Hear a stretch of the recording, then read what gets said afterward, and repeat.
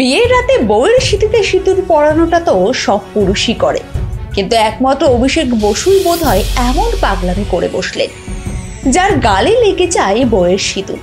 এই রংটা কি শুধুই সাজের, নাকি এই লাল রঙই সাক্ষ্য দিচ্ছে এক অনন্য ভালোবাসার?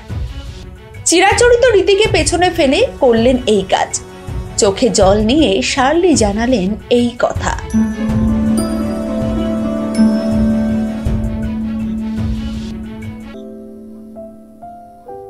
টেলিভিশন ইন্ডাস্ট্রিতে এমন অনেকই প্রেম হয় যা আলোচনায় আসে, আবার কিছু সম্পর্ক এতটাই ব্যক্তিগত থাকে যা প্রকাশ পায় ঠিক বিয়ের মুহূর্তে। ঠিক যেমনটা ঘটেছে অভিষেক বসু ও শার্লি মোদকের ক্ষেত্রে।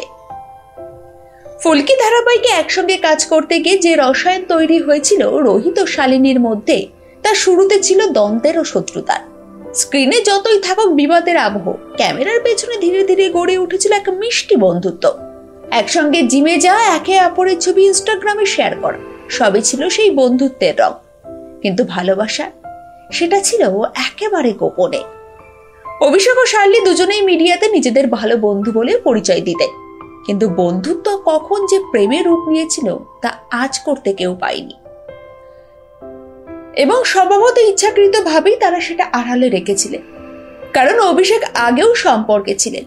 দিয়া বসু ও সুরভি মল্লিকের সঙ্গে তার প্রেমের কথা প্রকাশ পেয়েছিল, কিন্তু তা শেষ পর্যন্ত টেকেনি। তাই এবার হয়তো তিনি চেয়েছিলেন একটু ভেবে চিন্তে এগোতে। 29শে এপ্রিল, এই তারিখটা এখন অভিষেক শার্লির জীবনে বিশেষ দিন।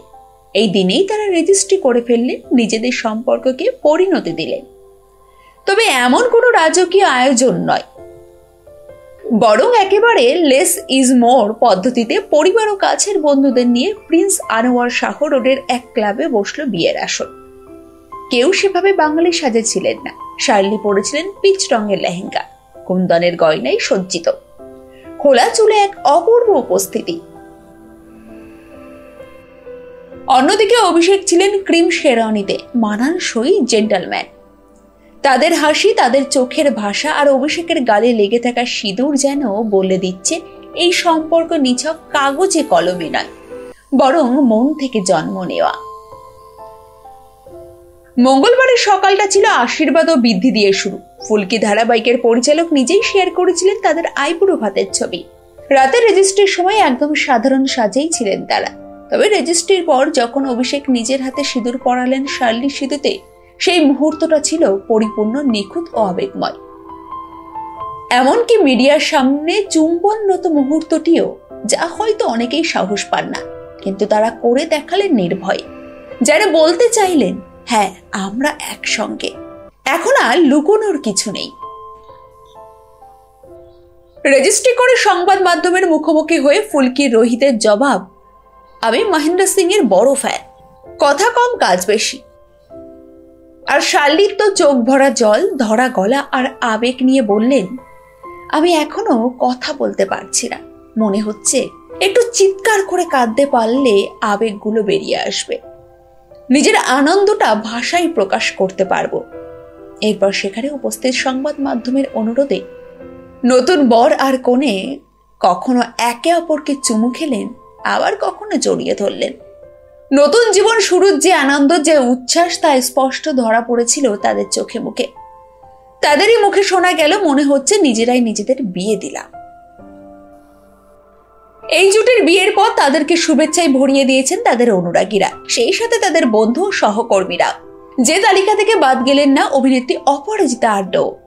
লক্ষ্মী কাকিমা সুপারস্টার ধারাবাহিকের শাশুড়ি বৌমা জুটি হিসেবে দেখা গিয়েছিল অপরাজিতা ও শার্লিকে। তাদের দুজনের জমজমাট অভিনয়, নানান মজার মুহূর্ত মন ছুঁয়েছিল দর্শকদের। পর্দার বৌমার বিয়ে বলে কথা, আদরের শার্লিকে ভালোবাসায় ভরালেন অভিনেত্রী। অপরাজিতা সংবাদ মাধ্যমকে জানিয়েছেন,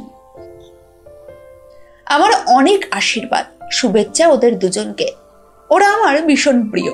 অভিষেক যেমন একজন অসাধারণ অভিনেতা, শার্লিও তেমনই খুব মিষ্টি মেয়ে। আমি ভীষণ আনন্দিত এই সুখবরে। কত সুন্দর সময় কাটিয়েছি ফ্লোরে শার্লির সঙ্গে। ওরা সুস্থ থাকুক আর অনেক ভালো কাজ করুক, এতটুকুই চাই। শার্লি আর অভিষেকের বিয়ে নিয়ে আপনাদের কি মতামত? কেমন লাগছে আপনাদের এই জুটিকে? কমেন্টে জানান আপনার মতামত। আর ভিডিওটি ভালো লাগলে লাইক এবং শেয়ার করতে ভুলবেন না।